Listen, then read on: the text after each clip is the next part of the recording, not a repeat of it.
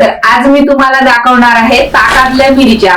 आमच्याकडे उन्हाळ्याच्या दिवसांमध्ये ह्या मिरच्या बनवल्या जातात आणि पावसाळ्याच्या दिवसांमध्ये ह्या खातात। पिठी भाताबरोबर, डाळ भाताबरोबर किंवा कुठलंही जेवण असलं तरी ह्या तोंडी लावण्यासाठी भाजून खातात, त्यामुळे एकदम भारी लागतात। तर कशा बनवायच्या त्या दाखवते। तुम्ही बघा, ह्या 2 किलो मी मिरच्या घेतल्या आहेत आणि ह्या कमी तिखटवाल्या आहेत। तर आता त्यांना स्वच्छ धुवून घेतलेलं आहे आणि असा कट लावून घ्यायचा। तर असं सगळ्या मिरच्यांना कट लावून घेते, म्हणजे त्यांना मीठ चांगलं लागलं जातं। तर सर्व मिरच्यांना कट लावून घेतलाय, हे बघा।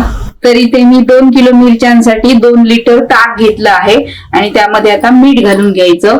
तर हे मीठ मी 1.5 वाटी घालणार आहे त्यामध्ये आणि वजनी प्रमाण बघितलं तर हे 300 ग्रॅम मीठ आहे। तर आता ह्याला वितळून घेऊया आणि शक्यतो खड्याचंच मीठ वापरायचं, बारीक वालं वापरायचं नाही। त्यामध्ये घालणार आहे ही 1 कैरी। ताक शक्यतो आंबटच घ्यायचं आणि जर आंबट नसेल तर तुम्ही कैरी घालू शकता त्यामध्ये, म्हणजे त्यामध्ये ते आंबटपणा येऊ शकतो त्याचा। तर आता ह्या मिरच्या आहेत त्या त्यामध्ये घालून घ्यायच्या, चांगल्या अशा बुडवून घ्यायच्या।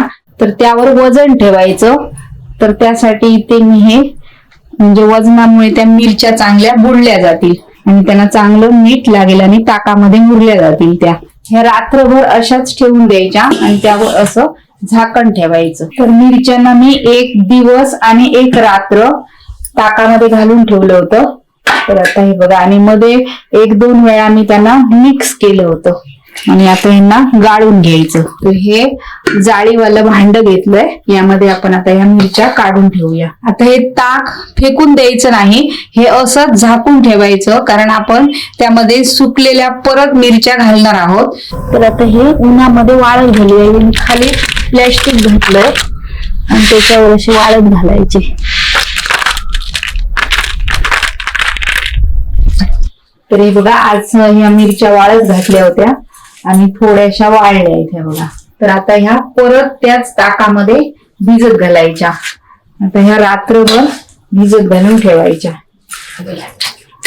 तर आज सुद्धा मी यावर वजन ठेवणार आहे।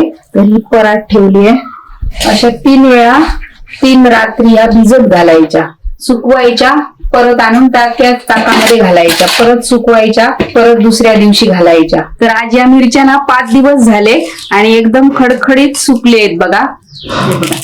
इतक्या कुरकुरीत झाल्या आहेत मिरच्या, इतक्या कुरकुरीत झाल्या पाहिजे, म्हणजे त्या वर्षभर चांगल्या राहतात, अजिबात खराब होणार नाही।